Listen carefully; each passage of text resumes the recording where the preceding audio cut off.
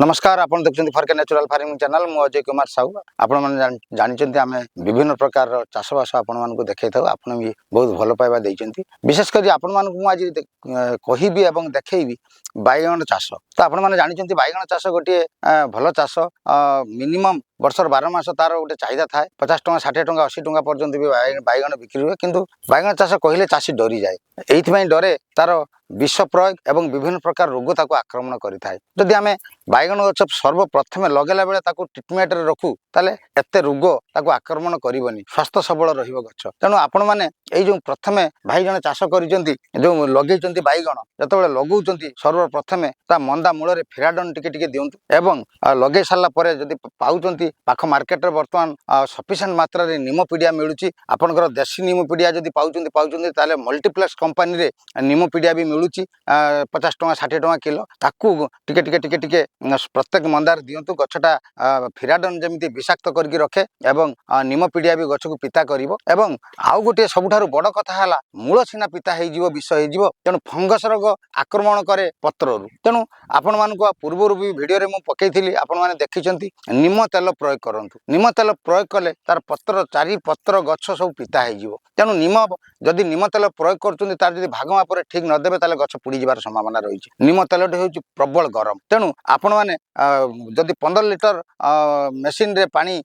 विष प्रयोग करूचंती ताले 15 लिटर पानी रे 50 ml निम तेल एवं जो आपण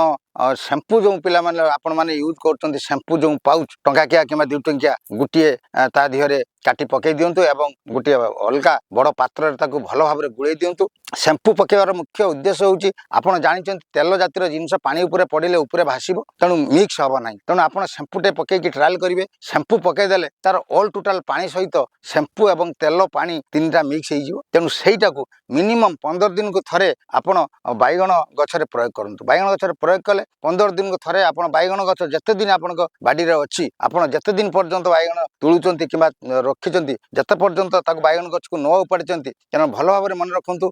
10 दिन लु 15 दिन भितरे थरे निम तेल प्रयोग करंतु निम तेल प्रयोग कले एक रे तार पत्र ऊपर पड़े पत्र ऊपर पड़े विभिन्न प्रकार पित्ता जेहेतु निमटा पित्ता विभिन्न प्रकार जो आपण धड़ा गुंडी कहतु हलदिया गुंडी कहतु नाली गुंडी कहतु ए सब छोट छोट प्रजापति जातिर जो पोक रही कि ए सब आसी पिता लगे बसबेनी एवं जितेबाला अवशिष्ट पानी जो तलू पड़ जाए माटी भी पिता कर दिए किसी पोक अच्छी से मल जो आपणकर जो पोक तैयारी हुए जो मल जो जन्म होती से जो मल त्याग कर सारापर माटी पड़े माटी पुणी पोक जीवाणु सृष्टि हुए तो माटीटा पिता रहिले आउ सेठी पिता हेले से काम करबनी से चलीज से मलटा नष्ट हो सेठू जो जीवाणु माने उत्पन्न हो पारती ना तेणु आपण मैंने ध्यान दिंतु बाइगण जदि आपण लगेला ठारू जदि प्रथम ट्रिटमेंट ठीक ठीक भाव करेंगे झाउला रोग हम ना गुंडी पोक लगे ना एवं जो विभिन्न प्रकार पोक आक्रमण कर तार गोटे कथा हूँ निमटा हो निम तेल हूँ पिता एवं गछ माटी सबू से बाड़ी पिता हो तेणु आपण मैंने निर्भय चाष करूँ बाइगण चाष करूँ बाइगण चाष गोटे भल चाष आप 2 पैसा कमे पारे तेणु भल भाव मन रखु 15 दिन को थरे निम तेल प्रयोग करूँ एवं पुणी थे आपण मानू कहीदे अधिक देवे ना 15 लिटर पानी रे मात्र 50 ml देवे निम तेल एवं गोटे शैम्पू तादेह काटे से हिसाब से आपड़ केते एकर जमी चाष कर 5 लिटर 5 बेरियल लगी पारे 4 बेरियल लगी पारे 3 बेरियल लगी पारे किंतु गोटे बेरियल 15 लिटर पानी रे आपड़ 50 ml तेल देवे गोटे शैम्पू पैकेट काटे तेणु आसतु यही नुआ नुआ भिडियो देखा आम चैनल को सब्सक्राइब करूँ और पाखे आसुवा बेल घंटी को बजाई दिखाँ बेल घंटी बजाई देले यही नुआ नुआ भिडियो आम अपडेट कले आप तुरंत देखिपारे सर्वशेष से गोटे कथा कहि जय जवान जय किसान।